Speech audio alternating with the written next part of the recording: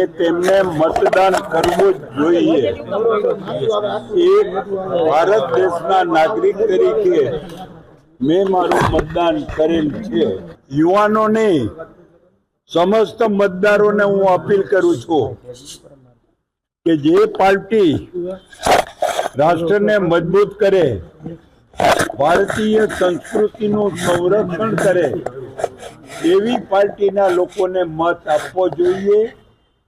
અને આજ સુધી 2014 થી માંડી 2026 સુધી તમામ ક્ષેત્રની અંદર, ચાહે ગ્રામ પંચાયત હોય, તાલુકા પંચાયત હોય, જિલ્લા પંચાયત હોય, મ્યુનિસિપાલિટી હોય, કોર્પોરેશન હોય, વિધાનસભા હોય કે લોકસભા હોય, તમામ જગ્યાએ આજના દેશના નાગરિકોએ ભારતીય સંસ્કૃતિની રખેવાળી કરે અને રાષ્ટ્રનું નામ રોશન કરે એવી પાર્ટીને મત આપ્યા છે અને આજે પણ આપશે।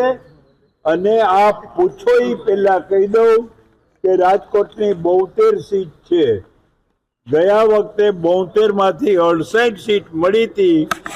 આ વખતે વિપક્ષને પૂરેપૂરો આરામ મળવાનો છે અને 72 સીટ ભાજપ લાવવાનું છે। એટલા માટે થઈને કે આજે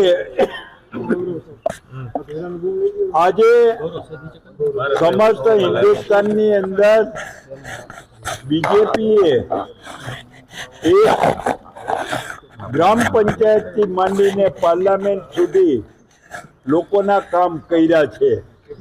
આજે લોકોની આવશ્યકતા તો પૂર્ણ કરેલ છે, હવે આવશ્યકતાને બદલે રાષ્ટ્રને મજબૂત કરે એવી ભાવનાથી સભર લોકો થાય એના માટે થઈને પાર્ટી પ્રયત્ન કરે છે।